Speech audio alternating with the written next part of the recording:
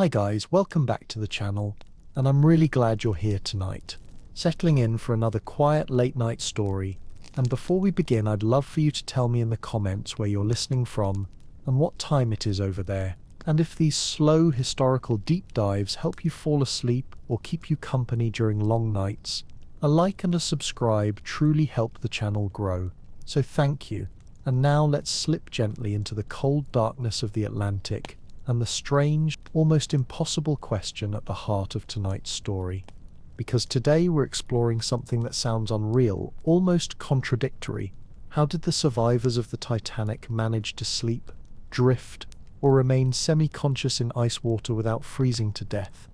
And to understand that moment, we need to drift back in time, to the hours before the collision, when the ship was still warm and bright and full of life, when no one on board had the faintest idea that the cold would soon become the most merciless enemy they had ever faced. Picture the long first-class corridors glowing softly under electric lights,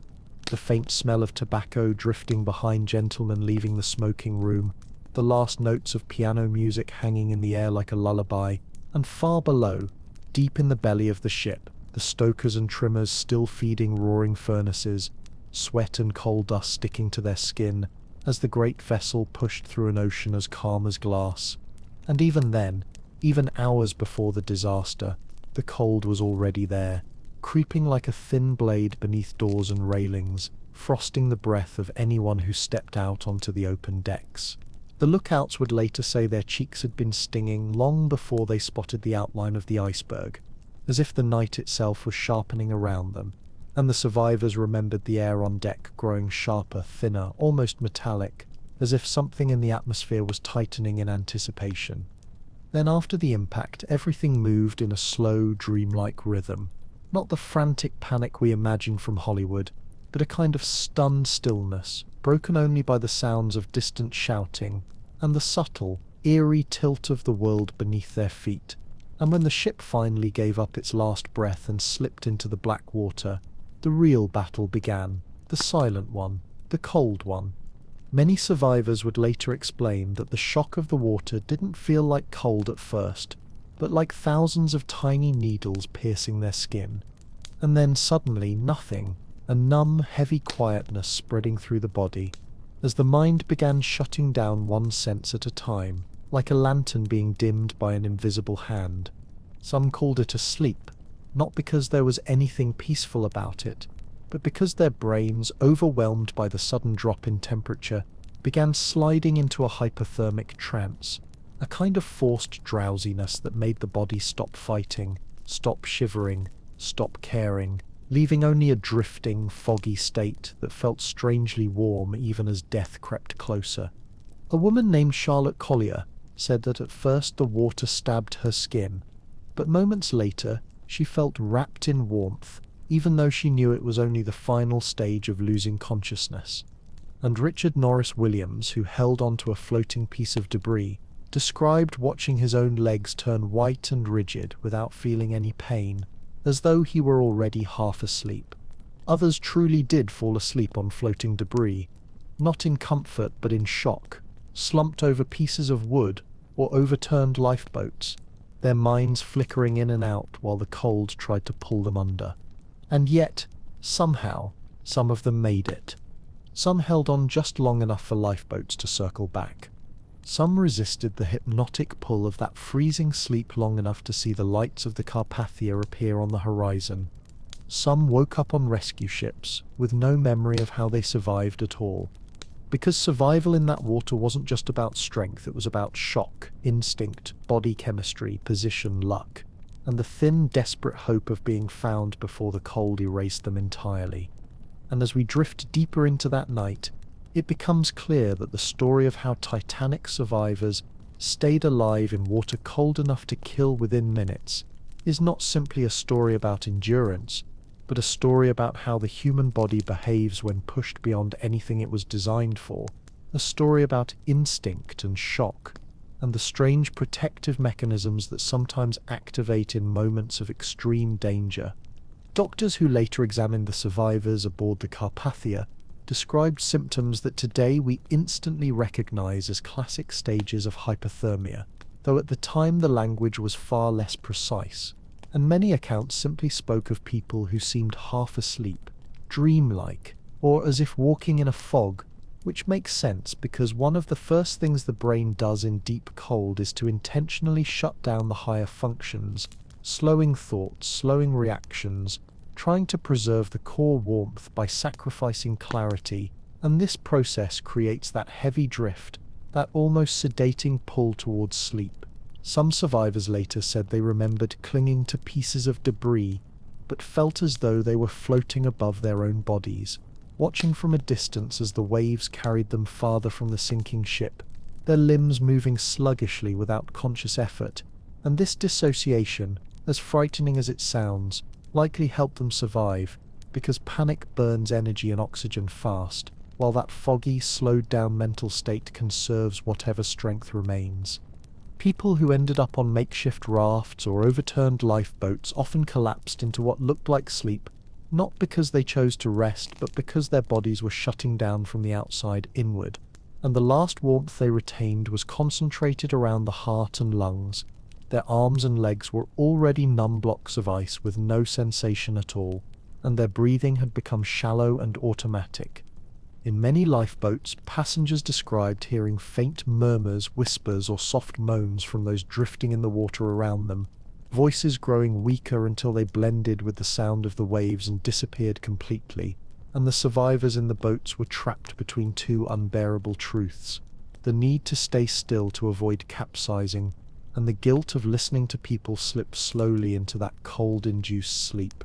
One of the lesser-known testimonies comes from a steward named John Collins, who said that after climbing onto a piece of wreckage crowded with other men, he watched a young passenger fall asleep right beside him, the boy's head drooping lower and lower until it touched the icy wood, his breath becoming so faint that Collins couldn't tell if he was alive, and only a sudden shout from another drifting survivor jolted the boy awake just long enough for a lifeboat to spot them. And there was also Archibald Gracie, who wrote that he repeatedly drifted into moments of unconsciousness while lying across an overturned collapsible boat, waking only when waves crashed over his face or when someone beside him shifted their weight, and he described that half-conscious state as a strange, quiet sinking, a phrase that echoes eerily through many survivor accounts. Some people, especially those who had grown up in colder climates or had naturally higher body fat, had a slight advantage because their bodies cooled more slowly, giving them a few extra minutes, and in this disaster, a few minutes often meant the difference between death and rescue.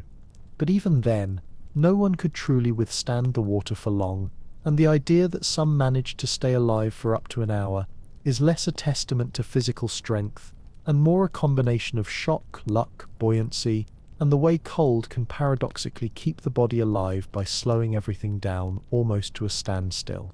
On the Carpathia, doctors described survivors arriving with skin the color of marble, their fingers stiff and curled, their eyes half closed as if waking from a heavy dream, and many had no memory of how they got out of the water, no memory of the lifeboat, no memory of being pulled aboard, only a sudden overwhelming warmth and the dim feeling of being wrapped in blankets, as if returning from somewhere very far away.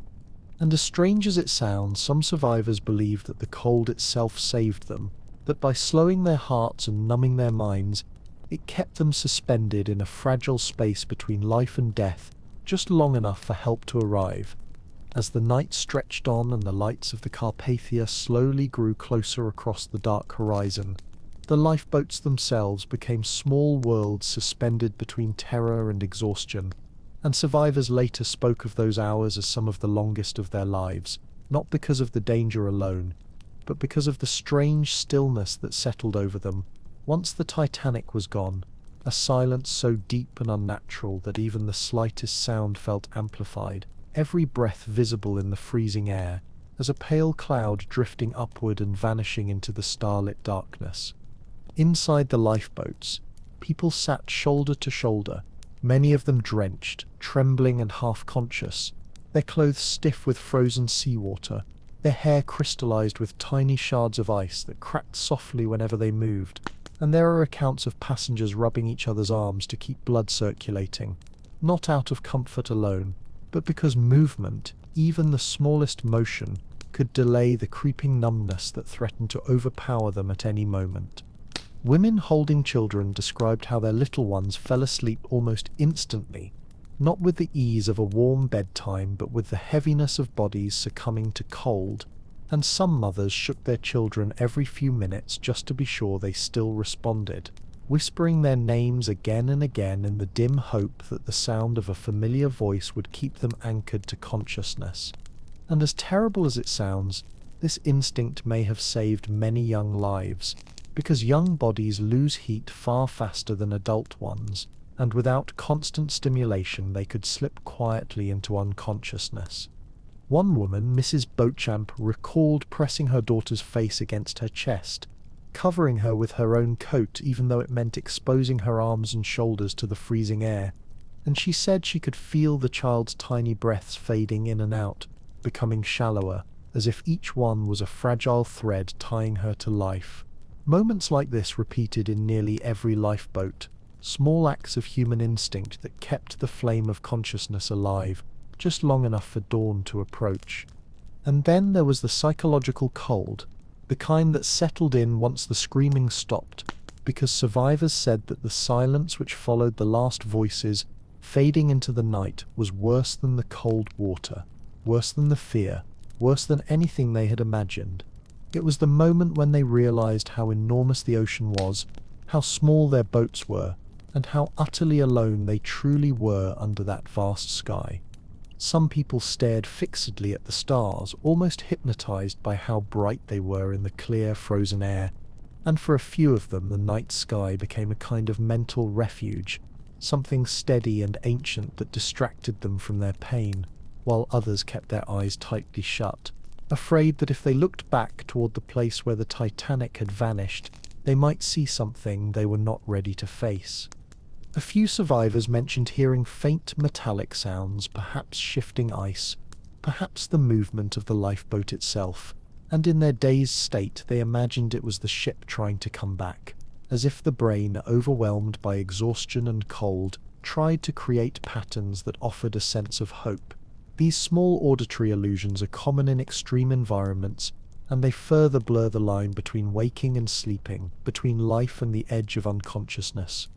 Even after being pulled from the water, many survivors remained in a semi-sleep state, drifting in and out of awareness as they sat hunched in the lifeboats, waiting for rescue.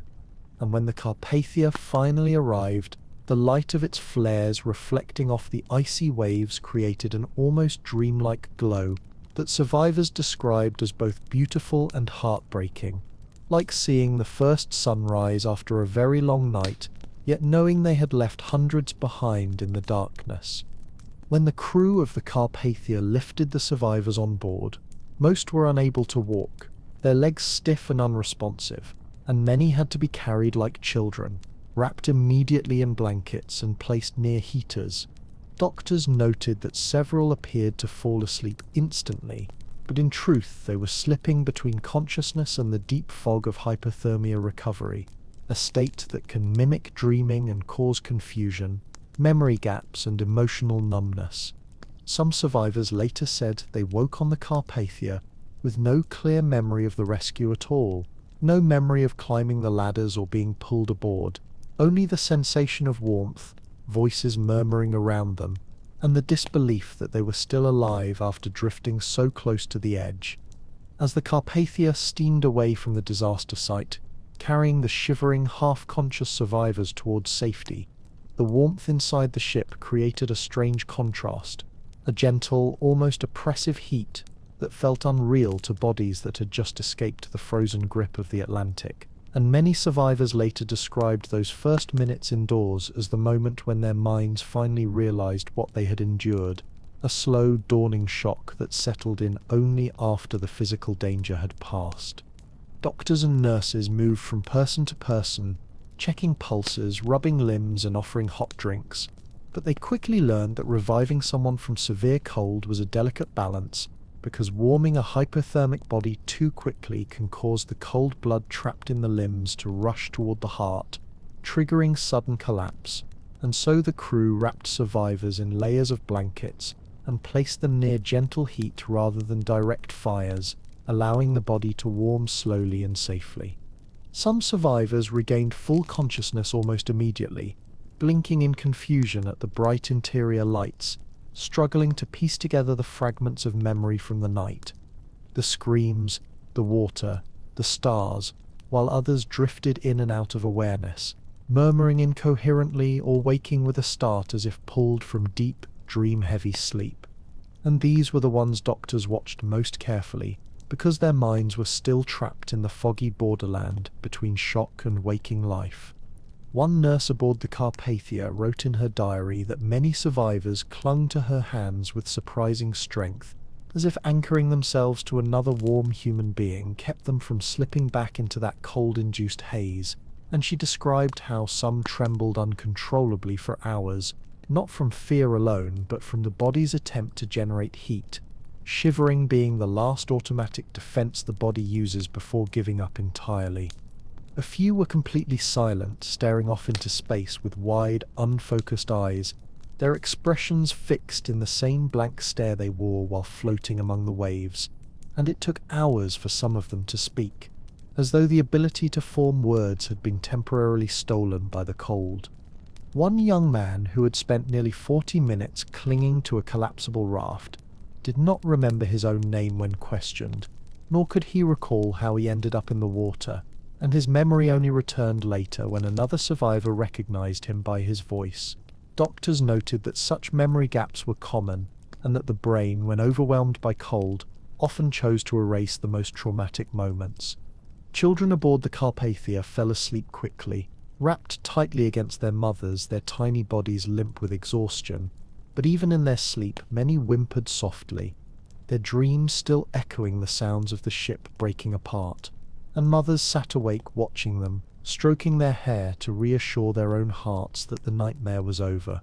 Even among adults, many experienced a kind of drifting half-sleep during those first hours, not restful sleep, but a restless, unsettled state, where memories intruded like flashes of lightning in a quiet sky, the groan of metal, the rush of cold water, the sudden darkness, all rising and fading without warning. And survivors later said that these fragments often returned for years, especially at night, especially when the room was quiet.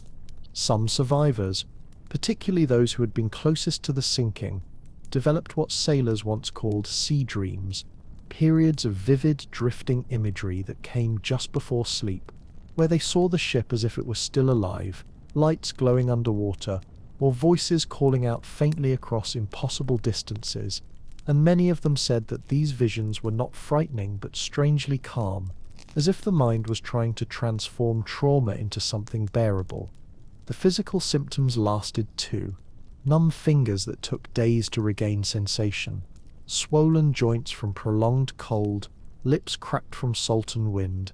and a deep bone-level fatigue that made even simple movements feel heavy and slow.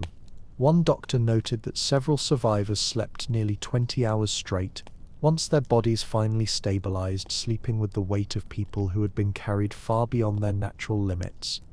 The Carpathia's crew later said that the ship felt unusually quiet during the voyage back, as if everyone aboard moved in a kind of reverent hush, aware that they were now carrying the last living witnesses of a world that had vanished beneath the sea, and many passengers spent the journey simply sitting wrapped in blankets, listening to the steady hum of the engines, grateful for the warmth yet haunted by everything that warmth now meant. In the days that followed, as the Carpathia made her slow, steady journey toward New York, the survivors gradually regained pieces of themselves, yet a strange heaviness remained in the air, a kind of shared silence that settled over the ship like a thin layer of frost. Even those who normally spoke with ease found themselves whispering or pausing mid-sentence, as if the noise of their own voices felt too loud against the memory of the quiet that followed the sinking. Some survivors tried to sleep in their bunks, but true rest rarely came. Instead, they experienced fitful, drifting slumber, interrupted by flashes of cold water or the echo of distant cries, and doctors noted that many woke suddenly, gasping or clutching at their blankets, as if reliving the moment their bodies first hit the freezing ocean. These reactions, though not yet understood scientifically, were early signs of what we now recognize as trauma-induced sleep disturbance. On deck, wrapped in borrowed coats and shawls, survivors often gathered in small clusters near the railings, looking out over the waves as if trying to make sense of the vast blackness that had swallowed the Titanic. And a few confessed that the ocean looked different now, not just cold, but alive, with a presence that lingered in their minds like a shadow they couldn't quite shake. Some carried with them memories of the people they'd seen drift away, slipping silently into the water as exhaustion overtook them, and these images returned often during quiet moments, especially at night. A woman named Elsie Bowerman wrote that she could not close her eyes without seeing the silhouette of the sinking ship, its stern rising slowly against the stars before vanishing into the deep, and she described the memory as a lantern that refused to go out. In the smoking room on the Carpathia, men who had barely spoken to each other on the Titanic now sat together in long, subdued conversations, sharing fragmented memories in low voices, trying to piece together a coherent timeline from the scattered impressions of shock. The sound of the boilers exploding deep below deck, the way the ship seemed to hold its breath just before breaking apart, the sudden plunge of the stern, the wave that followed. Survivors later said that these conversations helped them stay awake when they needed to, because sleep, although desired, came with the risk of reliving everything again, and many admitted that they preferred sitting upright in communal spaces where the warmth, the lights, and the presence of other survivors kept the cold memories at bay. A few crew members from the Titanic, rescued in various lifeboats, found themselves haunted by the knowledge that they had survived while colleagues and friends had not. Stewards and firemen in particular spoke of the guilt that crept into their thoughts whenever they tried to rest, and some of them refused to sleep at all on the first night aboard the Carpathia, pacing corridors slowly with blankets draped over their shoulders, their eyes heavy yet unwilling to close. The children, exhausted beyond measure, slept the deepest and the longest, and though their dreams were troubled, their bodies responded quickly to warmth and food. Mothers watched over them constantly, often staying awake long after their children had drifted off, unable to shake the fear that something might still happen, as if the safety of the Carpathia could evaporate at any second like breath on a cold window. Meanwhile, many passengers who had originally been on the Carpathia before the rescue began filled their cabins with blankets, food, and clothing for strangers, and they recalled how survivors once warmed and settled often fell into periods of almost trance-like quiet, staring into the distance as if still hearing echoes from the night, the distant call of a voice, the splintering of wood, the hiss of water rushing through the ship's broken hull. There were moments when survivors drifted into deep, dream-drenched sleep, the kind that comes not from relaxation but from sheer bodily collapse, sleep that felt thick and heavy, like sinking into soft mud. And when they woke, they often needed several seconds to remember where they were, because their minds were still caught somewhere between the freezing Atlantic and the warm interior of the rescue ship. Long after they reached New York, many survivors described nights in which they woke abruptly, convinced for a split second that the bed beneath them was tilting, or that the air around them had turned cold again, or that they heard distant splashing. The trauma of the sinking lingered quietly in their nervous systems, echoing through their dreams and shaping the way sleep arrived, slowly, cautiously, and never fully without shadows. As the Carpathia approached the American coastline, the survivors began to sense that their long, cold passage through darkness was finally coming to an end, and many described the first faint glow of the New York lights as almost unreal, a shimmering line of warmth on the horizon that felt too gentle, too steady, after the violence and silence of the mid-Atlantic night. And in that moment some of them wept softly, not with loud sobs but with the quiet release of exhaustion and disbelief blending together like warm water poured slowly over frozen hands. For hours they had lived in a suspended state, half awake, half dreaming, caught between the lingering memory of the Titanic's last moments and the uncertain future that awaited them on shore. And when the lights of the city began to sharpen and multiply, survivors later said it felt like watching the world rise again after being underwater for too long. Some of them stood on deck, wrapped heavily in blankets provided by the Carpathia's crew and passengers, barely speaking, their eyes fixed on the horizon as if afraid that the lights might vanish again.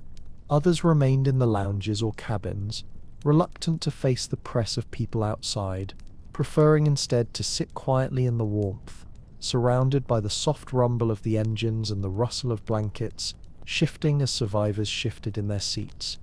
In these final hours before arrival, many survivors fell into the deepest sleep they had experienced since the sinking, not the restless, fragmented slumber that had haunted them earlier, but a heavy, dream-thick sleep that pulled them under like a tide. And the Carpathia's nurses described how some survivors slept so deeply they could barely be roused, their bodies finally shutting down the constant vigilance that had kept them awake for days.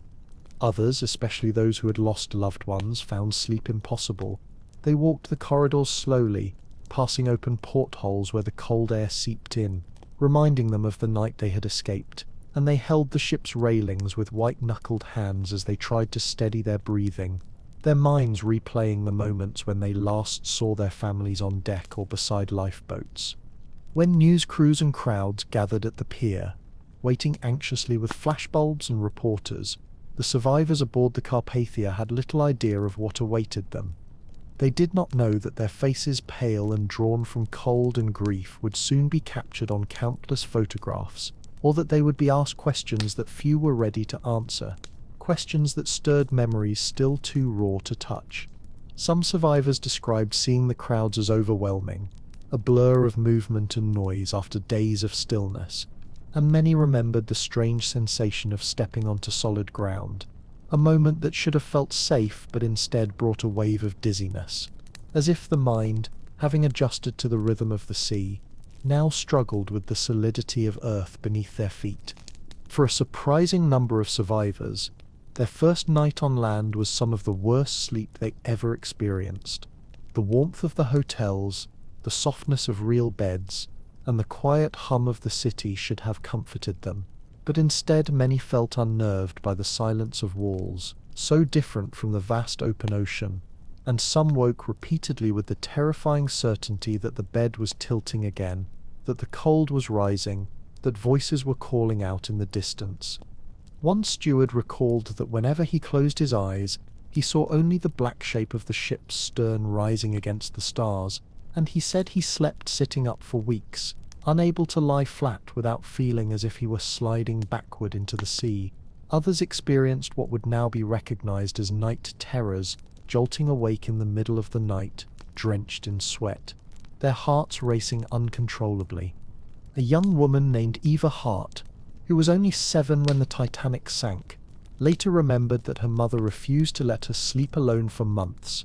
fearing that the panic and nightmares would become too heavy for a child to face, and Eva herself said she spent many nights clinging to her mother's arm, convinced that if she let go, the cold water would pull her back. Survivors also spoke of an emotional cold that lingered long after the physical one had faded, a chill that settled into their memories, into their sleep, into the quiet moments of morning when the world started waking up and they lay still in their beds, wondering how they had survived when so many had not. This quiet guilt followed them for years, sometimes for entire lifetimes, shaping the way they slept, the way they breathed, the way they remembered. Many survivors described sleep as something fragile, something easily disturbed, as though their minds kept one eye open even in rest, waiting for the next shudder, the next impact, the next unexpected shift in the world around them, and this hypervigilance, born in the freezing Atlantic, stayed with them in ways they struggled to articulate, surfacing again and again whenever they heard the sound of rushing water, distant whistles, or even the creaking of old wood. Yet despite this, there were moments of healing too, moments when the warmth of human connection brought comfort, when families reunited, when strangers embraced, when survivors found themselves sharing stories in soft voices late at night, not to relive the trauma, but to release it, piece by piece, into the world of the living, rather than keeping it locked away in the silent cold of memory. As the years passed, the survivors of the Titanic carried with them not only the memory of that frozen night, but a lingering imprint on their bodies and minds, something subtle yet unmistakable, like a shadow stretching behind them, no matter how brightly life moved forward. And many spoke later of how sleep itself, something so simple, so natural, had been quietly reshaped by the hours they spent fighting cold, darkness, and the slow pull of unconsciousness in the Atlantic. Some survivors said that even decades later, whenever winter came and the air carried that sharp metallic bite, they felt their muscles tense instinctively, as if preparing once again for the shock of frigid water.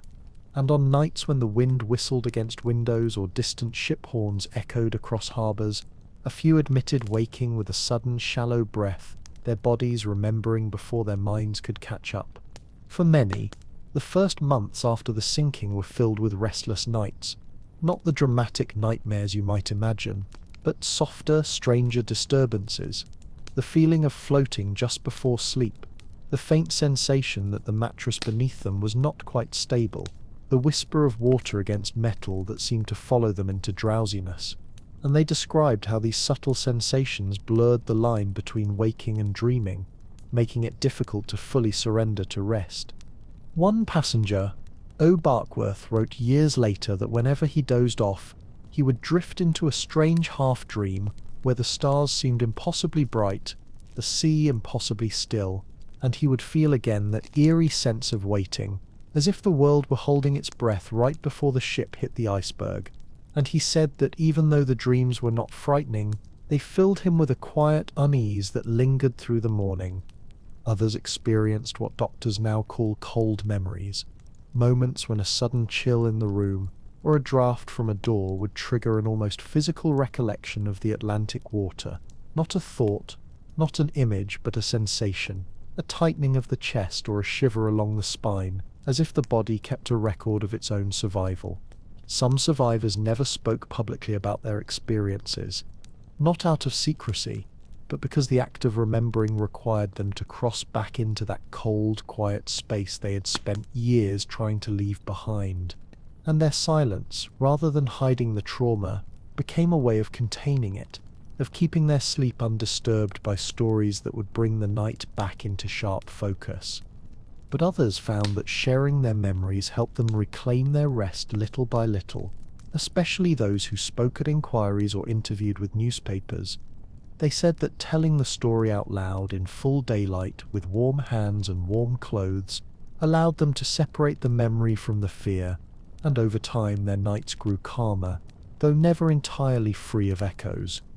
A woman named Marion Thayer, who survived with her son, described how the sound of dripping faucets would sometimes trigger flashbacks of icy waves hitting the lifeboat, and she found herself getting up repeatedly at night to turn off taps or tighten valves, needing silence in order to sleep. She also admitted that for years she slept on her back with her hands folded, the same position she had curled into on the lifeboat to preserve warmth.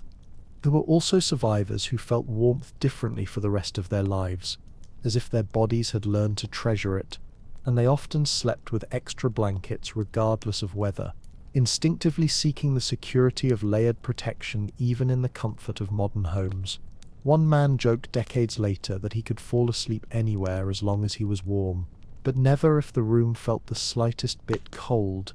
Children who grew up after surviving the sinking often carried more subtle traces: fear of dark rooms, a need to sleep with a parent nearby, difficulty falling asleep during storms or near bodies of water.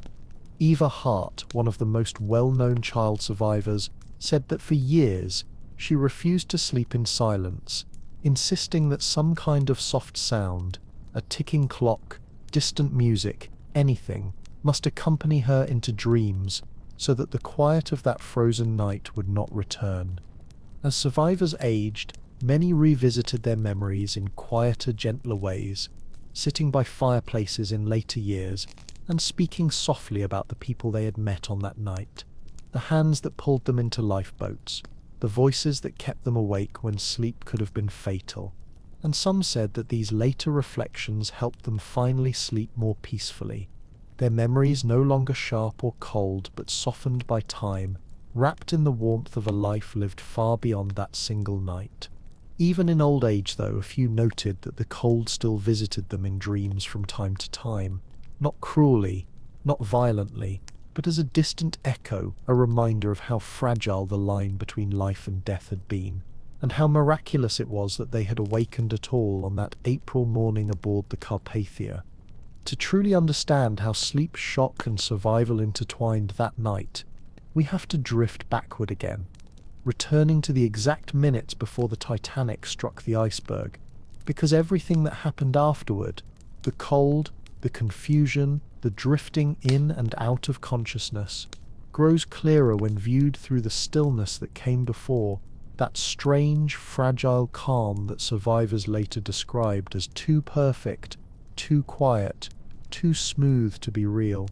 The North Atlantic was unusually calm that night, so calm that sailors called it a dead calm, a surface like black glass, stretching endlessly beneath the stars, and many survivors said that the sea looked more like a frozen lake than an ocean, a sheet of darkness that did not ripple or break. And this unnerving stillness meant that waves did not splash against the iceberg, making it nearly invisible until it was too late.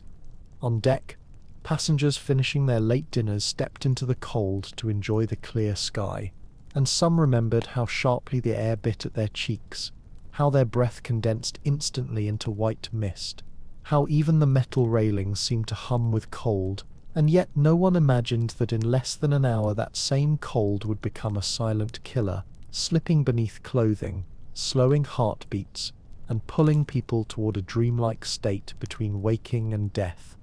The lookouts in the crow's nest, Frederick Fleet and Reginald Lee, later said that their faces were numb long before they saw the iceberg, and they described the eerie quiet of that moment. No wind, no waves, no movement except the steady forward glide of the ship, which made the sudden shadow of the iceberg appear not as a looming threat, but as a dark wall rising out of nowhere, a shape that seemed to drift silently toward them, like a piece of the night itself.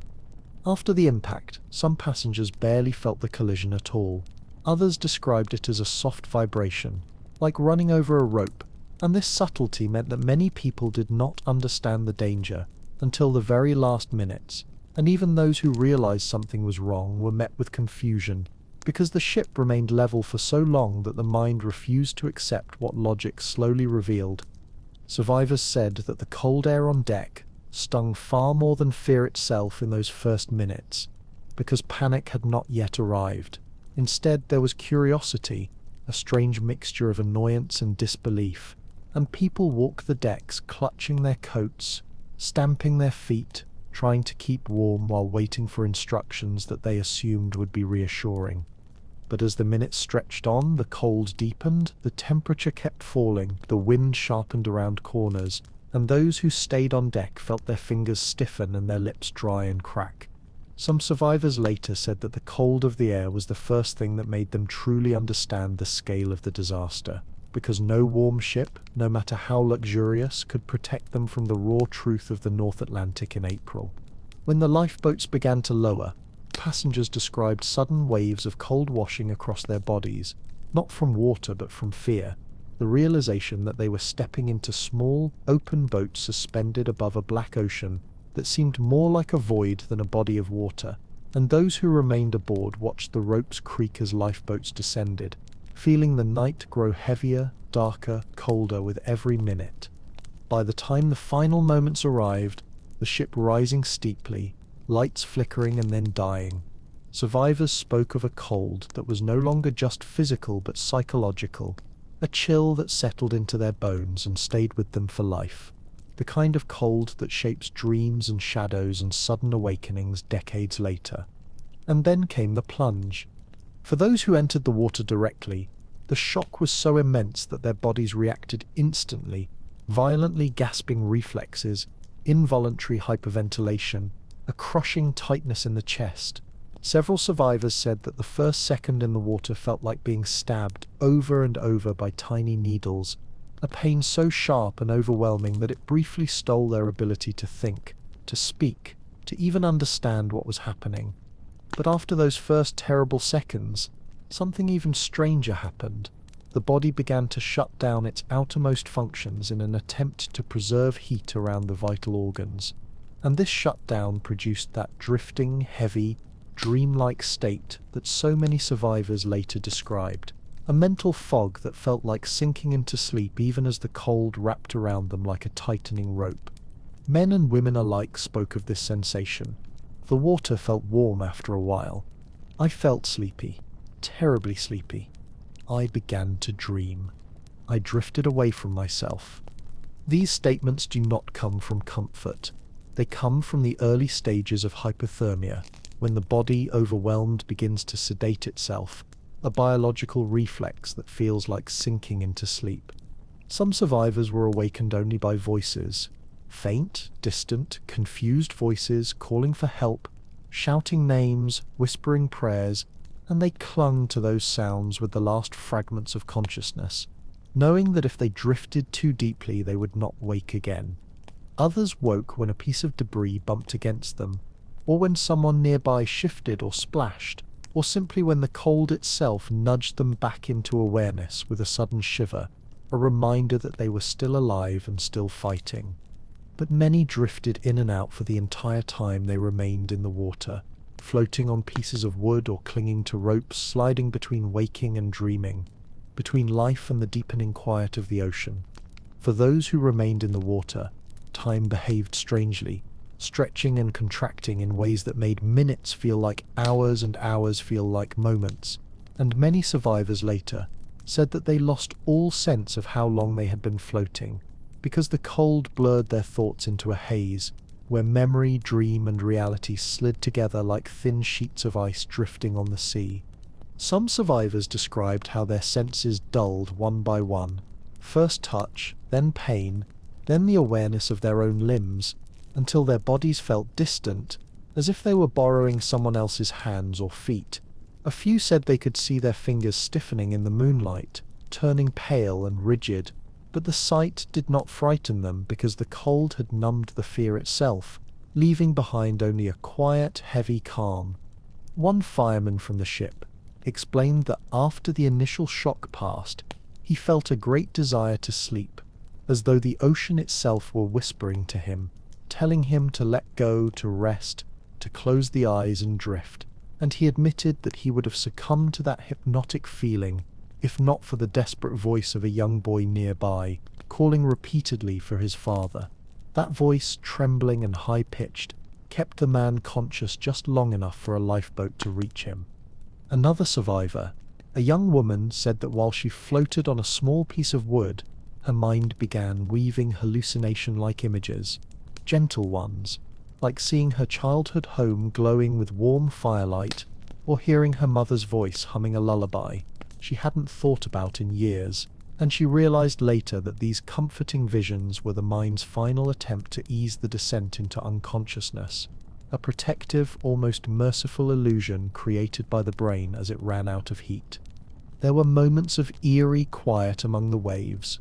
moments when the only sound survivors could hear was their own breath, faint and irregular, or the soft slap of water against bodies too numb to shiver anymore. And some survivors said that the stars above were so bright, so impossibly clear, that it felt as if they were floating not on water but in the middle of the sky, surrounded by a dome of cold light stretching in every direction. A few recalled that the cold water seemed to thicken around them as their strength faded, as though the ocean were turning into something heavier, denser, like a strange, slow-moving sleep that wrapped around their bodies and pulled gently downward. And this sensation, this subtle sinking into numbness, created an almost peaceful feeling that masked the danger, giving them the false impression that they could rest in the water safely. The reality was far more brutal, but the mind, in its attempt to save itself, softened that brutality into stillness. Several survivors clung to each other physically, forming small clusters where arms were looped around shoulders or fingers grasped onto sleeves, and they said that even though no warmth actually travelled between them, The presence of another body gave them a psychological spark strong enough to fight the overwhelming urge to sleep. The simple knowledge that someone else was there, breathing beside them, created a fragile lifeline that kept consciousness alive. One man, floating near the overturned collapsible lifeboat known as Collapsible B, said that he kept himself awake by responding aloud to every sound he heard: a splash, a groan of wood, a shout from the darkness, and that speaking, even if no one heard him, made him feel anchored to the living world, preventing his mind from drifting too far into the quiet fog where sleep waited. As the minutes turned into what felt like an eternity, those in the lifeboats listened helplessly to voices growing softer, more slurred, more distant, until eventually the night was filled with long stretches of silence, punctuated only by the occasional cry for help that flickered and vanished like a candle in the wind. Survivors said that this gradual fading of human sound was the hardest part to forget, because it was not sudden but slow, a gentle diminishing that felt almost like people falling asleep all around them. And when the cries finally stopped, replaced by nothing but the vast empty hush of the ocean, survivors in the boats knew instinctively that the cold had claimed those who could not hold on any longer. They spoke of that quiet years later, saying it was an absence that lived inside them, a stillness so deep that even decades afterward they could hear it when they woke at night, a silence that no city noise could drown. Inside that silence, those who floated on the water or clung to debris drifted between moments of startling clarity, the awareness of a distant light, the feeling of a wave washing over their shoulders, and long stretches of fogged consciousness where the world blurred and their thoughts wandered like tired birds, searching for a place to land. Some survivors remembered hearing voices that weren't there, friends or family calling out, or imagined seeing small boats approaching, only to blink and find nothing but the dark waves. Hallucinations in cold water are common when the brain loses heat, and survivors described them not as frightening but strangely comforting, like memories coming alive to keep them company. As hypothermia deepened, their bodies stopped shivering, a sign not of recovery but of dangerous decline, and the slowing of their hearts created the profound sleepiness that made survival so difficult. Medical experts later explained that without immediate rescue, that deep drowsiness would have slipped seamlessly into unconsciousness, and unconsciousness into stillness, and stillness into the quiet that follows. But against all odds, rescue did come, slowly, hesitantly through the darkness, and those who heard the faint splash of approaching oars or saw the distant silhouette of a lifeboat breaking through the darkness often described feeling a sudden, sharp return of awareness, as if the hope of rescue warmed them from the inside, fighting back against the cold long enough for hands to reach out and pull them toward safety. When the lifeboats finally began to circle back toward the fading cries, their oars slicing softly through the black water like slow breaths, the survivors inside felt a mixture of dread and determination that lingered with them for the rest of their lives, because they knew that with every passing minute the cold was claiming more lives, and they also knew that their small boats, fragile and overcrowded as they were, could not save everyone drifting in the darkness. Those aboard boat number 14, commanded by 5th Officer Harold Lowe, later said that the moment they turned back was unlike anything they had ever experienced. The ocean seemed strangely still, as if holding its breath, and the stars above looked too bright, too distant, while the soundscape was no longer filled with desperate cries, but with an eerie, empty hush, broken only by the creaking of oars and the occasional splash of a body gently rocking with the waves. Lowe and his men listened intently, straining to detect any sign of life, and survivors described how the silence felt heavier than the cold itself, a silence that pressed into their ears like thick cloth, making every faint sound seem amplified but also painfully fragile, ready to disappear at the slightest movement.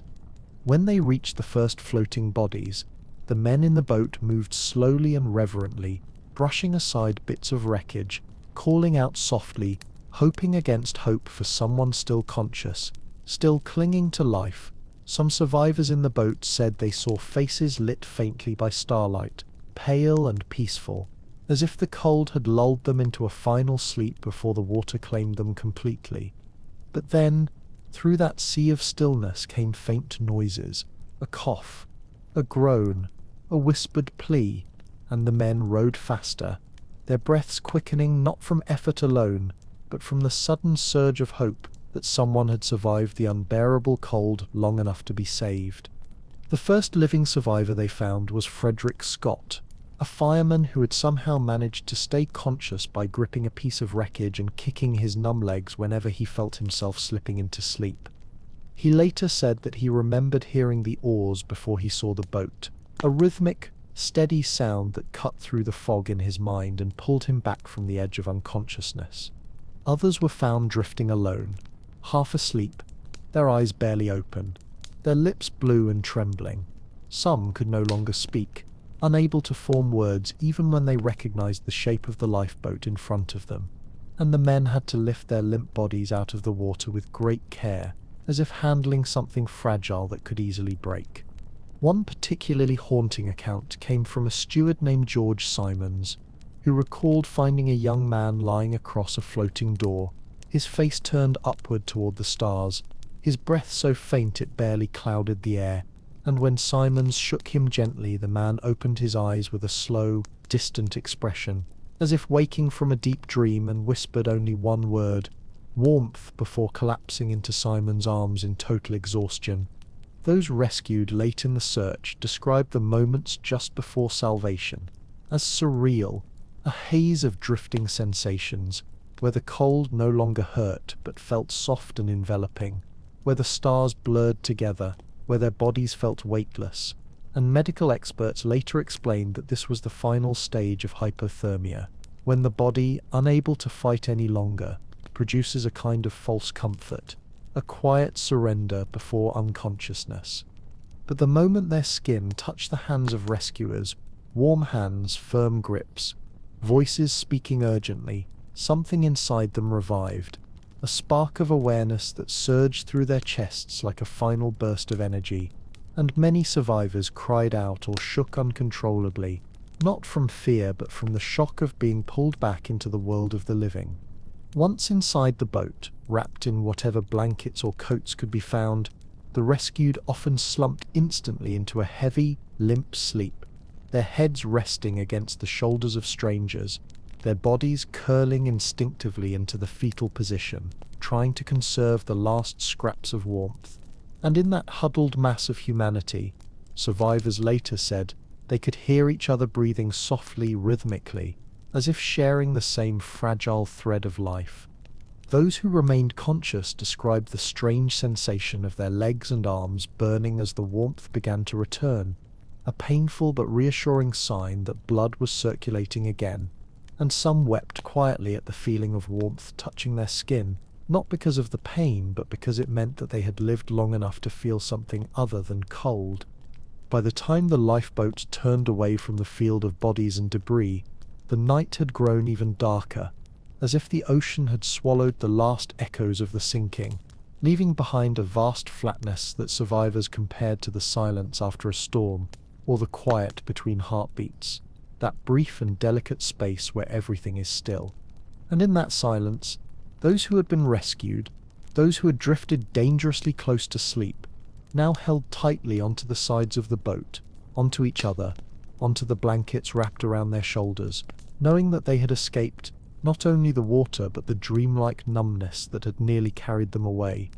They did not know how long they had been floating, or how many minutes had passed between the first shock of the water and the moment they were lifted into safety. All they knew was the warmth on their skin, the quiet murmur of voices, and the slow, calming rhythm of the oars as the lifeboat made its way back toward the others, toward safety, toward the faint hope of dawn.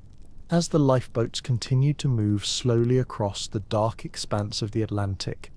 every survivor inside them felt the world beginning to shift in a subtle, almost imperceptible way, as if the ocean itself were exhaling after holding its breath through the long, terrible night, and those who had been pulled from the water only minutes before clung to the wooden seats or to the arms of strangers, feeling the faint return of warmth spreading through their limbs like a small candle lit deep within the body. It was during these quiet, drifting hours that many survivors later said they truly understood the thin line between consciousness and the deep hypothermic sleep that had tempted them while they floated in the water, because now, wrapped in blankets and cradled by the gentle rocking of the lifeboat, they felt an overwhelming exhaustion settle into their bones, a heaviness that seemed to invite them back toward that same dreamlike state, except now it was safer, protected, no longer the cold pull of the ocean but the soft surrender of a body trying to heal. Some described how their thoughts came in slow waves, rising gently and then fading, like distant tides moving through their minds. They remembered flashes of the sinking, faint shouts in the darkness, the cold moonlit water, but these images no longer frightened them, instead blending together into a quiet haze that felt strangely detached, as if they were watching their own memories from far away. Others remained awake but silent, staring at the horizon where the stars hovered just above the black edge of the sea, and survivors said that the sky seemed impossibly large at that moment, stretching outward in a way that made them feel both small and strangely protected, as though the universe itself were keeping watch over their fragile boats. One woman recalled that the faces around her looked peaceful in the dim starlight, their eyes half closed, their bodies wrapped in blankets like cocoons, and she said it was the first time since the collision that she felt truly calm, as if the worst had passed, and all that remained was to wait, quietly, for the new day to begin.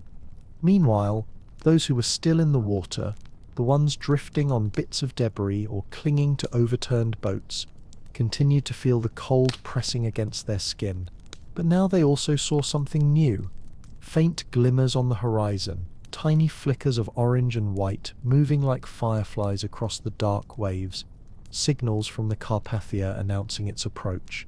Survivors later described the first sight of those flares as something almost holy, a distant glow that seemed to rise out of the sea itself, casting gentle reflections on the water and breaking the long, suffocating darkness that had surrounded them. And though the ship was still far away, the mere sight of its lights began to revive those who could still see them. For some floating alone, the flashes were the first thing they noticed after long minutes, or perhaps hours, of drifting in and out of consciousness, and they said that the lights felt like warm hands reaching toward them across the waves, pulling their minds back from the brink where sleep and death blurred together. In several lifeboats, passengers pointed silently at the glow, too exhausted to speak, and slowly, as more flares rose into the sky, a soft murmur passed through the boats like a wave of breath, a few voices whispering, "Help is coming," or simply, "There, look." A survivor from Lifeboat 2 later said that seeing the Carpathia's lights was the exact moment she allowed herself to believe she would live, and she described how her body began to shake uncontrollably, not from cold but from the overwhelming release of fear held inside for too long.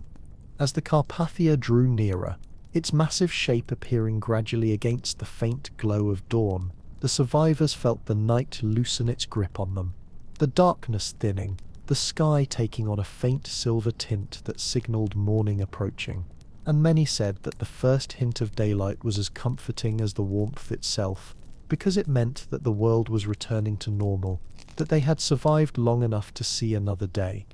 For those rescued from the water, the approach of the Carpathia created a new kind of tiredness, a deep, almost irresistible desire to sleep, now that the immediate danger had passed, and some did fall asleep in the lifeboats just as the rescue ship came into view, their bodies curling inward, their heads dropping to their chests, their breath slowing into soft rhythms that resembled the ocean's gentle lapping against the sides of the boat. But others remained awake, clutching the edges of the lifeboat with stiff fingers, unable to relax until they felt the solid presence of the Carpathia looming beside them, its deck lights glowing warmly, its ropes dropping down like lifelines extended from another world. Many survivors later said that stepping onto the Carpathia, or being lifted aboard by strong arms, felt like crossing a threshold between two separate realities, the cold, dreamlike nightmare behind them, and the warm, living world ahead. And even though their bodies were numb and their minds foggy, that moment of transition stayed etched in their memories more vividly than anything else. Some cried, not from sorrow but from relief. Others collapsed, their legs unable to hold them, and a few simply stared ahead with blank, exhausted expressions, too drained to react at all, allowing themselves to be guided gently by the crew. And when they finally felt the warmth of the Carpathia's interior, the heat of the radiators, the softness of dry blankets, the closeness of other human beings, many survivors drifted instantly into the deepest, heaviest sleep of their lives, their bodies surrendering completely now that safety had arrived, the cold fading from their skin as if it had never been there at all.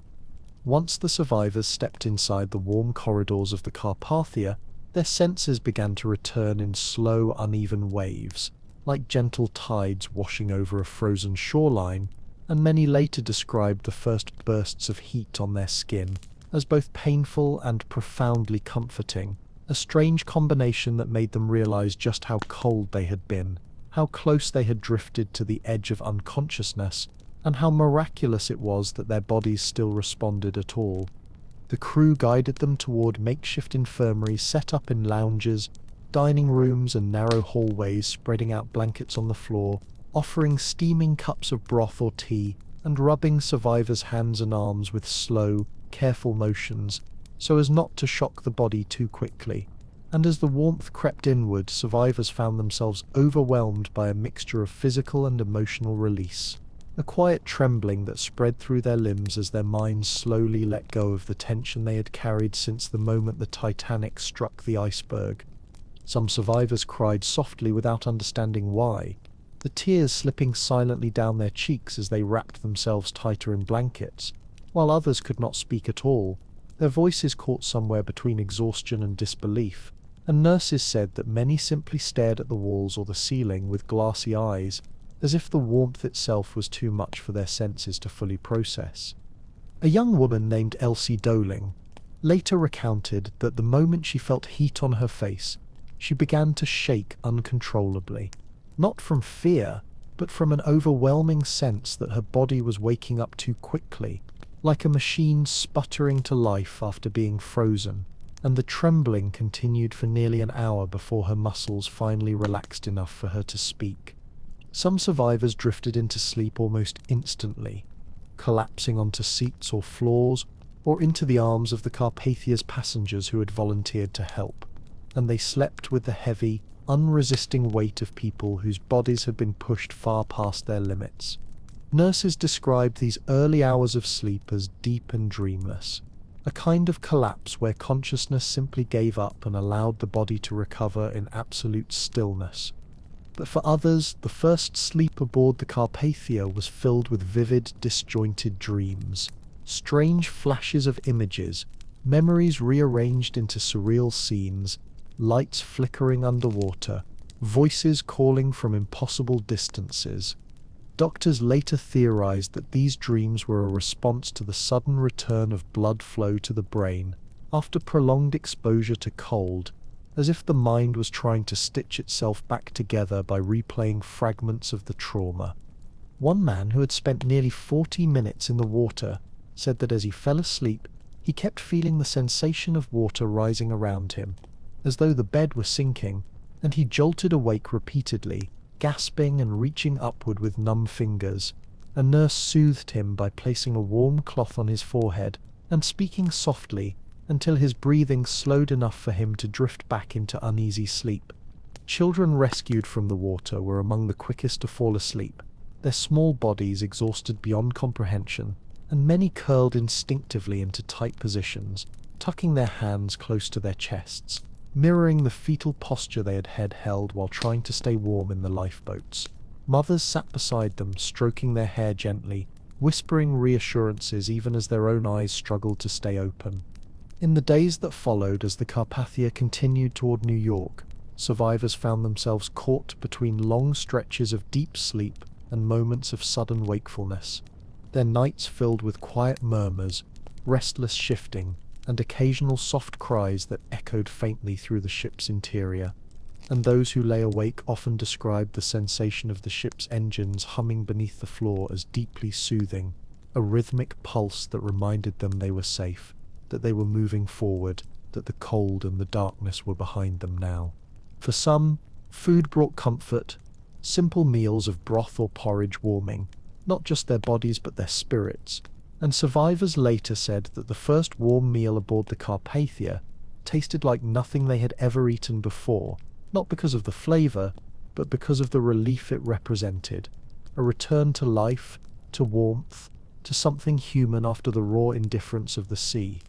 Others found comfort in conversation, sitting quietly together in corners of the ship, sharing their stories in hushed voices, reliving the moments that still felt unreal, and these shared memories helped them anchor their experiences, shaping the chaos of the night into something they could hold, understand, and eventually weave into their lives. As the ship neared New York, survivors who had slept deeply for the first time in days woke with stiff limbs and heavy hearts, knowing that whatever awaited them on land, reporters, families, empty hotel rooms, or new realities, would bring its own challenges, its own shadows yet to be faced. But for the moment, wrapped in the warmth of blankets and the quiet hum of the Carpathia's engines, they allowed themselves to rest, to breathe, to simply exist in a space where the ocean could not reach them. And they slept, some peacefully, some fitfully, some with dreams that carried the cold back into their minds, but all with a sense of profound relief that sleep was no longer the dangerous, seductive thing it had been in the water, no longer a step toward unconsciousness and death, but once again a natural shelter where their bodies could recover and their spirits could begin slowly knitting themselves back together. When the Carpathia finally entered New York Harbor on the cold night of April 18th, the survivors who stood on deck saw the faint silhouettes of buildings rising through the mist like distant mountains, their windows glowing softly in the darkness, and many later said that these lights, warm, steady, unmoving, felt almost unreal after the shifting blackness of the Atlantic, as if the city were a kind of sanctuary rising out of the night to welcome them back into the world of the living. For hours they had drifted between exhaustion and wakefulness, wrapped in borrowed coats and blankets, listening to the quiet hum of engines beneath their feet, feeling the slow throb of life returning to their frozen limbs, and as the ship moved closer to the pier, survivors found themselves caught in a swirl of emotions that felt too large for words: relief, grief, disbelief, and a deep, aching fatigue that seemed to settle in their bones. As the Carpathia approached the dock, a hush spread across the ship, not because people were quieted by fear, but because the sight of thousands of waiting faces, reporters, families, police, medical staff, curious onlookers, created a kind of overwhelming stillness, a moment when survivors realized that their private nightmare was now a public tragedy, and that the world had been waiting with breath held for their arrival.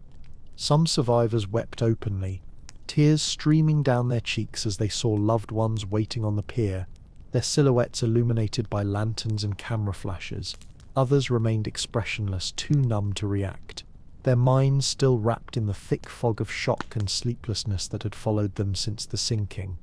When the Carpathia finally tied to the pier and passengers began to disembark, the soundscape shifted dramatically. No longer the quiet hum of the rescue ship, but an explosion of voices, shouts, cries, footsteps and camera shutters clicking rapidly, filling the air with a chaos that many survivors found disorienting after the long hours of silence on the ocean. Some survivors recoiled from the noise, covering their ears or lowering their heads, the sudden wave of sound triggering memories of the screams and panic of the sinking. Nurses and crew had to guide them gently through the crowd, speaking softly, shielding them from the flashes of the early cameras that popped like sudden bursts of lightning. Others walked with trembling determination, their feet moving almost mechanically,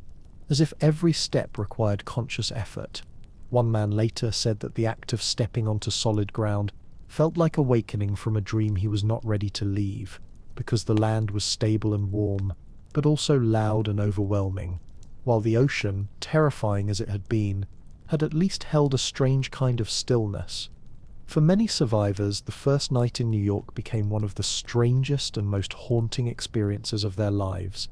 because the warmth of hotel rooms, the softness of beds, and the quiet hum of radiators created a sharp contrast to the memory of freezing water and open sky, and their minds struggled to reconcile these two extremes.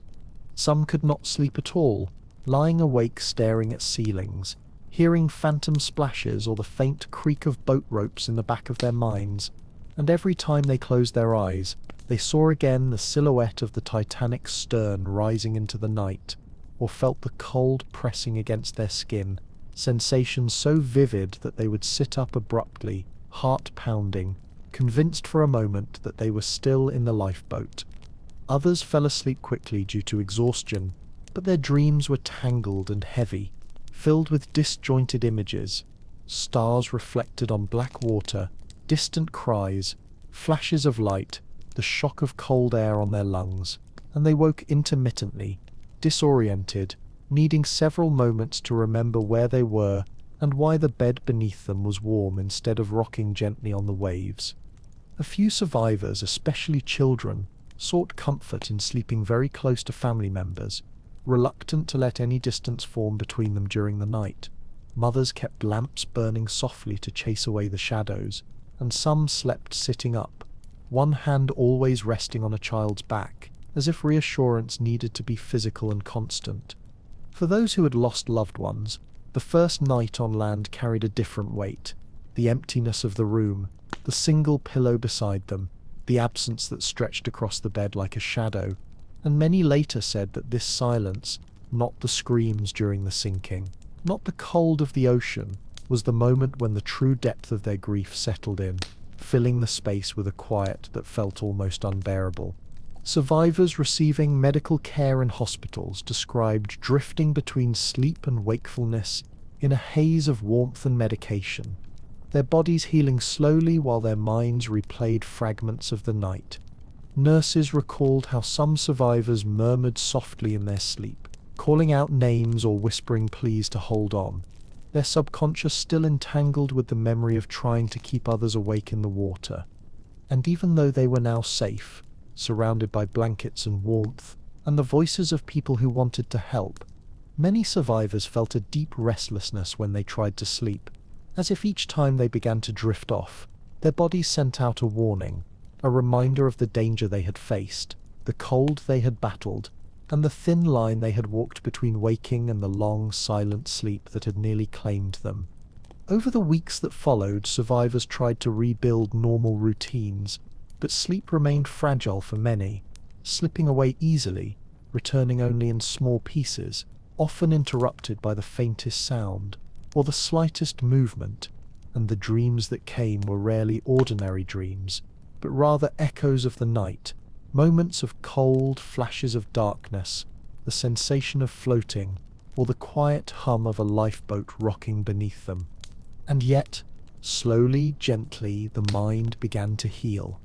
Some survivors found comfort in talking to one another, meeting in quiet hotel lounges or private homes, sharing tea late at night while recounting their memories in soft voices. These late-night conversations became a kind of shared therapy, a way of releasing the weight of the experience so it would not chase them into sleep again. Others sought solace in open windows, letting the cool night air fill their rooms, believing that the presence of the outside world, wind, street sounds, distant footsteps, grounded them more than the oppressive silence of closed rooms.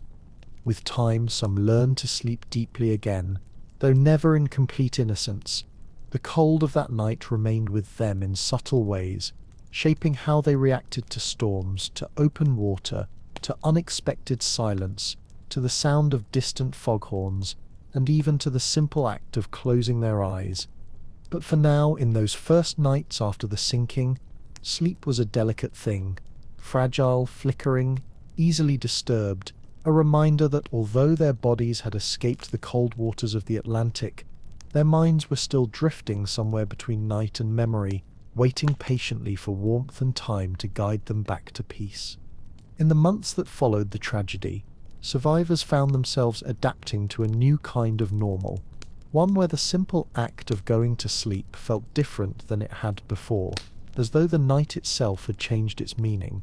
and many later admitted that they learned to settle into rest cautiously, carefully, with a lingering awareness that sleep could bring back the cold, the water, or the slow fading of consciousness they had fought so desperately against.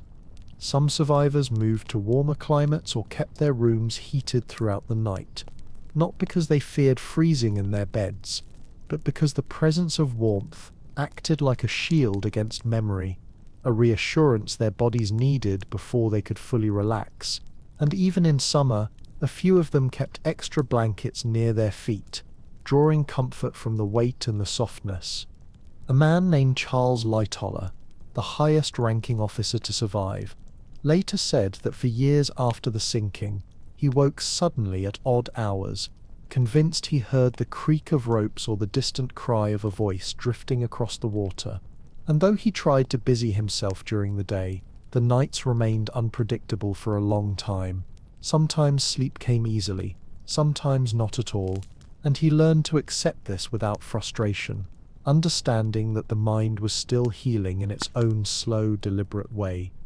Others found that their dreams were not frightening, but oddly gentle, filled with images of stars reflected on calm water, or the quiet hum of the Carpathia's engines, or the sensation of floating peacefully, neither cold nor afraid. And these dreams, though shaped by trauma, brought a strange kind of solace, as if the mind were gradually smoothing the sharp edges of the memory into something softer, something it could carry without breaking. Yet there were survivors who could not speak of the night for years, even to their families, because every attempt to describe the cold, the silence, or the drifting between wakefulness and sleep brought the sensations rushing back too vividly, and many of them avoided sleep altogether on certain anniversaries or during storms, choosing instead to sit awake in dim-lit rooms, listening to the quiet around them, and letting the night pass without sinking into the vulnerable realm of dreams. One woman, Edith Russell, who survived by clutching a small wooden toy pig that played music, said that she could not tolerate complete silence for decades afterward. She kept clocks ticking in every room of her home, and at night she slept with a faint radio playing, not because she feared the dark, but because the silence reminded her too much of the frozen stillness that followed the final cries on the ocean. Children who survived the sinking carried the memories into adulthood in subtler ways. Some grew up afraid of pools or deep water, others refused to sleep near windows where cold drafts crept in, and many experienced recurring dreams of drifting helplessly, though the dreams softened as they grew older, becoming more symbolic than literal, like floating through fog or being carried by slow waves that never reached a shore. A teenager at the time, Jack Thayer, later wrote that for years he struggled to stay asleep after dawn, waking suddenly with the same quick intake of breath he experienced when the Titanic broke apart, and though the sensation faded over time, he said that no morning light ever felt fully peaceful again. It always carried a faint echo of that unbearable moment when night and fear gave way to a new day. He wasn't sure he'd live to see. Survivors often spoke of a strange relationship with cold after the sinking. Some avoided it completely, bundling themselves indoors during winter, while others sought it out intentionally, standing outside during snowy nights, letting the cool air brush against their skin, perhaps as a way of reclaiming control over something that had once nearly taken their lives. For many, healing came quietly and gradually as the years passed, not through grand revelations but through small, tender moments, the comfort of loved ones sleeping beside them, the warmth of firelight flickering in a safe home, the soft weight of blankets, reminding them that sleep no longer meant danger, the steady rhythm of their own hearts beating calmly beneath their ribs. And eventually, some survivors found themselves able to speak of the night without trembling, able to recall the cold without feeling chilled, able to close their eyes without the fear of drifting into a place they might not return from, not because they forgot, but because the memories had settled gently into the background of their lives, softened by time, carried with grace instead of fear. Even in old age, however, Many survivors admitted that the night left a permanent mark on the way they slept, a subtle vigilance, a slight sensitivity to cold, a deeper appreciation for warmth and quiet, and when they lay down at night, wrapped in soft blankets, they sometimes found themselves remembering the way the stars looked above the Atlantic on that clear, frozen night, how bright they were, how close they seemed, how the ocean reflected them like a mirror held up to the sky. It was a sight so beautiful, so terrible, and so unforgettable that it lingered in their dreams for the rest of their lives. As the decades passed and the survivors grew older, the memory of that frozen night transformed slowly within them, changing shape the way memories do when carried across an entire lifetime, becoming less like a sharp wound and more like a quiet shadow that followed them gently, a reminder of what they had endured and the fragile thread of chance that had kept them alive when so many others slipped silently beneath the waves. For many survivors, old age brought a softening of the fear they had once associated with sleep. Instead of jolting awake at sudden noises or feeling the cold creep into their dreams, they found themselves able to drift more peacefully into rest. Though the memories never vanished completely, they simply faded into the background, surfacing now and then in the stillness of early mornings or in the hush of winter nights. Some survivors described how, as they grew older, they often felt drawn to the ocean again, not out of fear or fascination, but out of a quiet need to reconcile with the vastness that had once nearly taken them. They would stand on shorelines wrapped in warm coats, watching the waves roll in and out with slow, rhythmic breaths, and in those moments they felt a strange, steady calm, as if the sea were no longer the enemy but a familiar presence they could finally face without trembling. Others chose never to sail again, avoiding ships for the rest of their lives, and they found comfort in the stability of land, in gardens, in quiet homes, in the simple act of sitting near fireplaces, watching embers glow softly through the evening, a warmth that soothed the oldest parts of their memories and allowed them to settle into sleep without fear.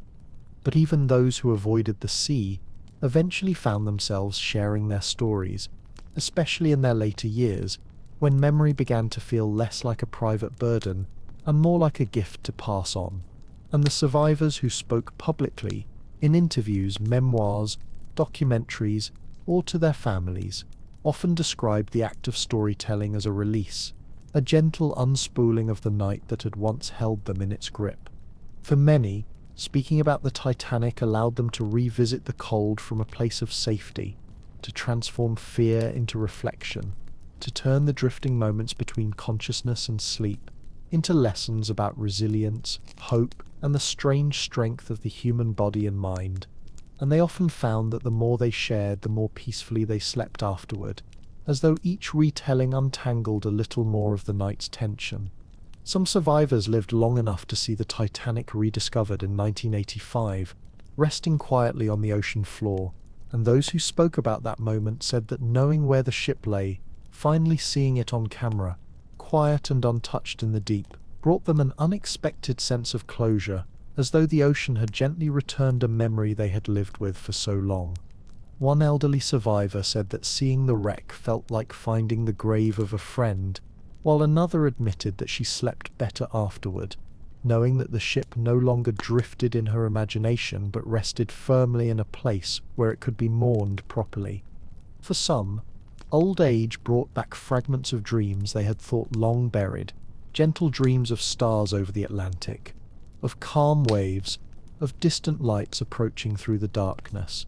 But now these images came without fear, softened by time and wisdom, like echoes heard from far away rather than memories that pierced sharply into sleep. Even in their final years, survivors carried the experience with a strange mixture of sorrow and gratitude. Sorrow for those who never returned, and gratitude for the warmth, safety, and long life they were able to live afterwards. And many said that the sinking made them treasure the most ordinary things: warm blankets, quiet evenings, gentle sleep, in ways others could not fully understand. And when they spoke to their grandchildren, or great-grandchildren, their voices often took on a calm, reflective tone, describing the night not as a nightmare but as a profound moment of clarity, a reminder of the fragility of life and the power of kindness, courage, and small acts of survival, holding someone's hand in the water, sharing a lifeboat seat, calling out to keep each other awake. In the end, the survivors often said that what kept them alive that night was not strength or skill, but the smallest sparks of humanity, the warmth of another person's voice, the faint glow of a distant flare, the determination to stay awake just a little longer, to fight the seductive sleep of the cold until rescue came. And even though time softened the edges of the memory, the lessons of that night remained etched into their lives. The understanding that sleep can be fragile, that warmth is precious, and that the boundary between life and the drifting quiet of the ocean can be as thin as the breath of a single moment. And if we return once more to the central question, how did some Titanic survivors manage to drift, to sleep, or to remain semi-conscious in ice water without freezing to death? The answer becomes clearer the deeper we look into their stories, because what happened to them was not a triumph of strength alone, but a complex interplay between biology, instinct, shock, and the strange way the human body tries to protect itself when pushed past every natural limit. Medical experts today explain that when a person enters near freezing water, the body responds in stages, each one designed to buy just a few more moments of life. And those moments, fragile and precious, made the difference between rescue and silence. And these stages, though terrifying, also created the dreamlike sensations survivors later described. Sensations that felt like drifting into sleep, even as they fought to stay alive. The first stage is the cold shock response, a violent involuntary gasp, followed by rapid breathing, and a spike in heart rate. And many survivors remembered this moment vividly as stabbing pain, like needles or knives piercing their skin. But this shock also floods the body with adrenaline, which can keep a person conscious long enough to grab onto debris or find a lifeboat. Then comes the short-term swimming failure, where the muscles in the arms and legs go numb within minutes, making it impossible to swim or even tread water effectively. Survivors often said that their limbs felt like wood or no longer attached, and this numbness forced them into stillness, reducing heat loss and helping them survive longer than they would have if they had tried to move constantly. After that begins the stage that so many survivors described as sleepiness, a deep, heavy drowsiness caused by the body shifting blood away from the arms and legs to protect the vital organs. This creates a deceptive warmth, a sense of comfort that is not real, but many survivors said it felt like drifting into a soft dream, a state where the cold no longer hurt, and the mind floated in and out of awareness like a candle flickering in the wind. Some survivors stayed alive because something startled them back into alertness, a nearby voice, a splash, a bump of debris, and each time their senses briefly returned, the shock of awareness kept them from slipping completely into unconsciousness, and they repeated this cycle again and again until rescue came. Others survived because of buoyancy. They found something to hold on to early, which allowed their bodies to remain mostly above water, reducing heat loss and giving them precious minutes of life. And the act of clinging, gripping wood with numb fingers created micro-movements that kept just enough circulation going to delay the final stages of hypothermia. Some survived because of mental anchors, small moments that tethered them to consciousness. A child crying nearby, the promise they made to a loved one, the distant shape of a lifeboat, or the memory of someone calling their name. And even though the cold pushed them towards sleep, these emotional sparks kept them awake just enough to hold on.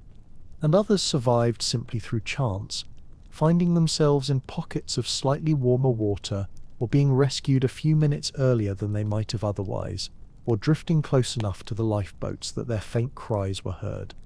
But beneath all of this, beneath the biology, the psychology, the chance, lies something far more human and far more mysterious. The way survivors described the moments right before rescue, moments where consciousness flickered like a candle but refused to go out, where they felt themselves slipping, but some quiet part of them kept fighting. kept clinging, kept breathing. Many survivors later said that they did not remember the moment of their rescue because they were already halfway to sleep, their minds wrapped in fog, their bodies numb and weightless. They only remembered warmth, voices, and the sudden sense of safety, as if they had been lifted out of a dark dream and placed gently into a warm, waking world. Even those who recalled the rescue clearly described it as dreamlike, voices muffled by the fog of cold, lights glowing softly through the darkness, the sensation of hands touching their frozen skin, feeling both distant and immediate at the same time. And when they finally reached warmth, whether on a lifeboat or aboard the Carpathia, many survivors collapsed into deep, immediate sleep, the kind that comes not from peace but from sheer survival, a sleep that felt like the ocean releasing its grip on them at last. This sleep, though heavy and tangled with raw memories, was the beginning of recovery, the body's first step back toward life, toward warmth, toward the long road of healing that stretched ahead of them. But it all began in those quiet, drifting moments in the water, moments where sleep and survival merged, where the cold pulled them downward, but something within them, something small and stubborn and human, held on. And when we step back from the details, from the science of cold shock, from the drifting half-consciousness of hypothermia, from the desperate moments of rescue,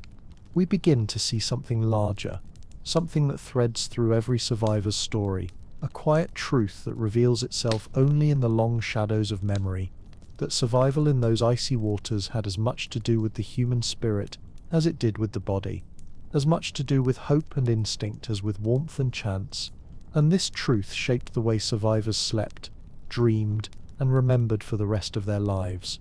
Because for many of them the memory of that night did not remain frozen. Instead, it softened and shifted over the years, becoming something they carried not as a burden but as a quiet reminder of everything fragile and miraculous about being alive. And in the quiet hours before sleep, the same hours in which so many of us now listen to stories like this, they sometimes found themselves thinking about the stars over the Atlantic, about the cold that almost claimed them, and about the warmth that eventually saved them.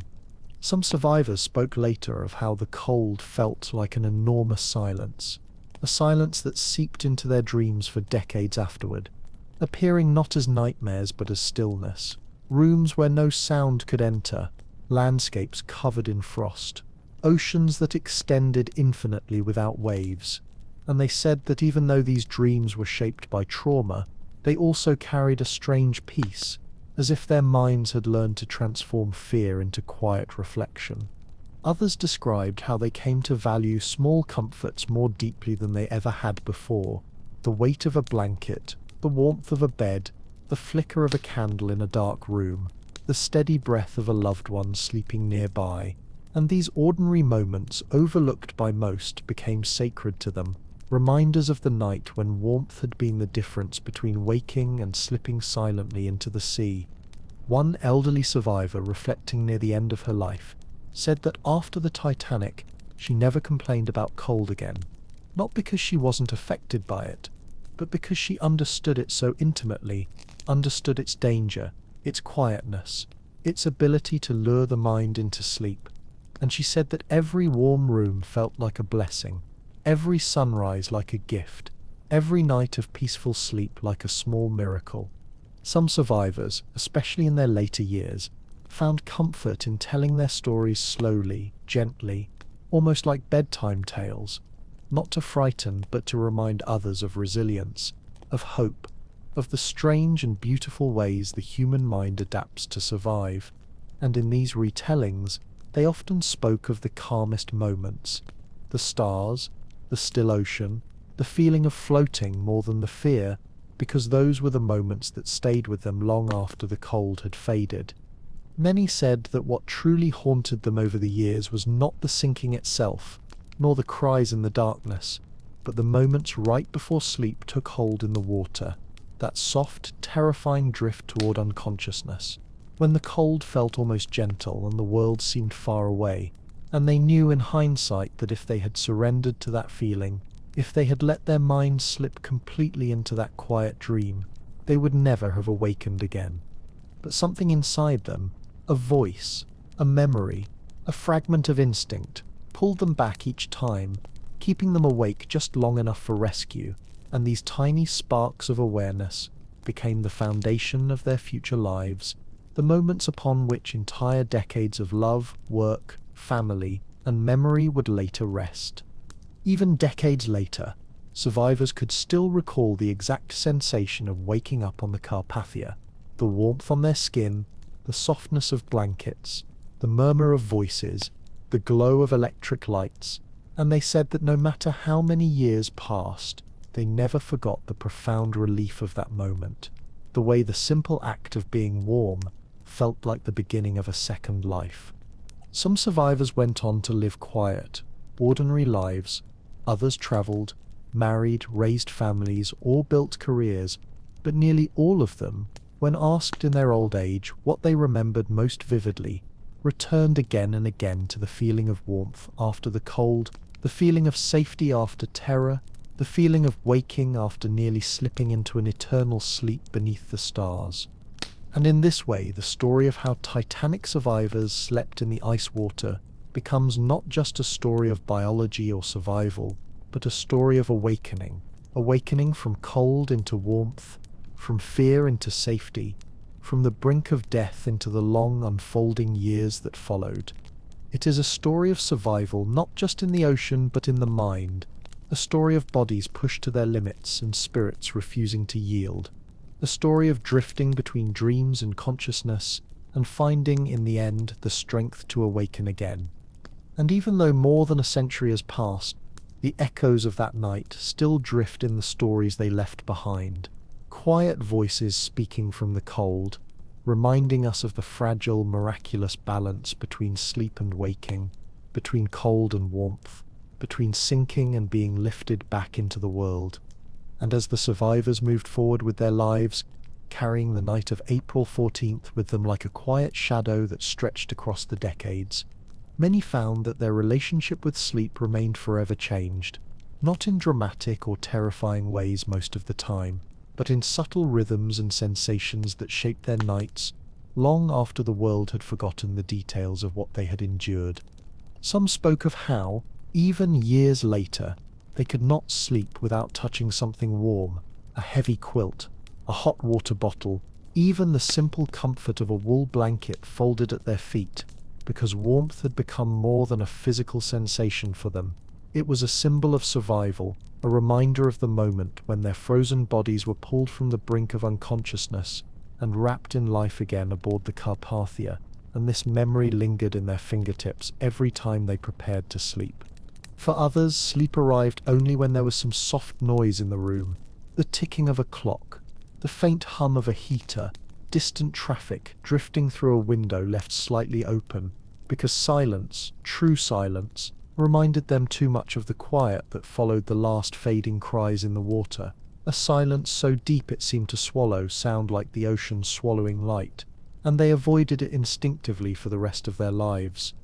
A few survivors found comfort in sleeping near another person, not necessarily out of fear, but because the presence of another heartbeat, another breath, grounded them in the living world. And some said that after the Titanic, they never slept as well alone again, their bodies remembering too vividly the feeling of drifting alone in the dark, waiting for either a voice or a lifeboat to break the silence.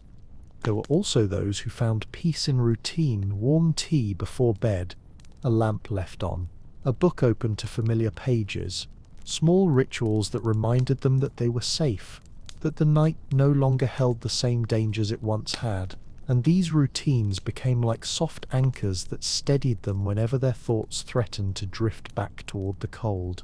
But perhaps the most remarkable thing survivors spoke of was how deeply the experience reshaped their sense of gratitude for the simplest moments of rest.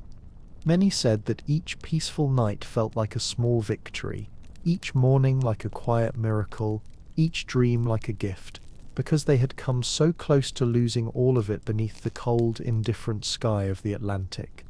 One elderly survivor told her granddaughter that every time she closed her eyes, she said a small prayer of thanks, not out of fear, but out of remembrance, because she knew that a century earlier, In a world of freezing water and disappearing voices, she might easily have fallen asleep and never awakened again.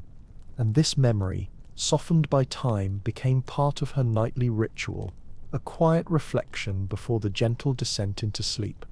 Others looked back on the night with a kind of bittersweet clarity, saying that the cold had taught them something strange and profound about themselves, that the mind can wander to unexpected places when pushed to the edge of consciousness, that the body will fight for life even when the world seems to fade, and that sleep, which feels so routine and harmless, can become a threshold between life and death in the most extraordinary circumstances. A few survivors spoke of moments during the sinking when they felt an almost spiritual stillness, a peace that arrived without warning, as if the boundary between waking and dreaming had dissolved into something larger than themselves. And though they struggled to describe it fully, they said that it changed them, giving them a deeper appreciation for the fragility of life, the warmth of human connection, and the calm that comes from simply being alive to greet another morning.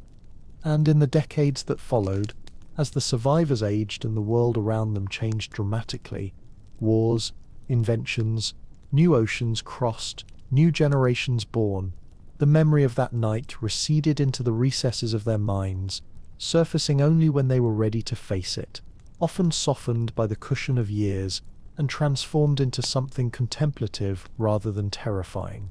In their final years, many survivors described sleep not as a threat but as a gentle companion, something that had once tried to pull them away in the cold but now arrived kindly, like a familiar friend who no longer carried the shadow of the Atlantic, and they drifted into rest surrounded by warmth, family, soft blankets, and the knowledge that they had lived full lives despite the night that almost ended everything. Some wrote memoirs,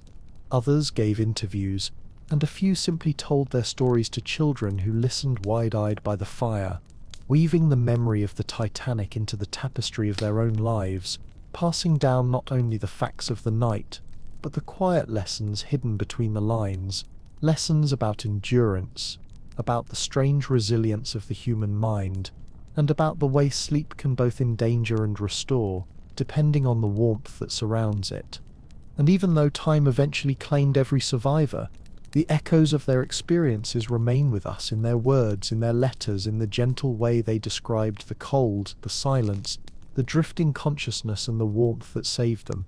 And these echoes remind us, even now, of how thin the boundary is between waking and dreaming, between survival and surrender, and how powerful the human instinct is to hold on, even in the darkest water beneath the brightest stars. And as we drift toward the later chapters of the survivors' lives, something delicate begins to emerge from all the testimonies, diaries, interviews, and quiet conversations passed down through generations, a sense that the night of the Titanic lived inside them, not as a single event but as a kind of long, lingering echo that shaped the rhythm of their thoughts, the cadence of their sleep, and the softness with which they approached their own memories. Some survivors said that, with time, the terror of the night transformed into something more reflective, more contemplative, like a deep pool of still water that they could look into without fear, and see not only the cold and the darkness but also the resilience, the kindness of strangers, the unspoken courage shared between people who had nothing but each other in the vastness of the Atlantic. And this softer understanding made it easier to rest, easier to fall asleep, easier to let their minds wander gently at night without being pulled back into that moment of frozen shock.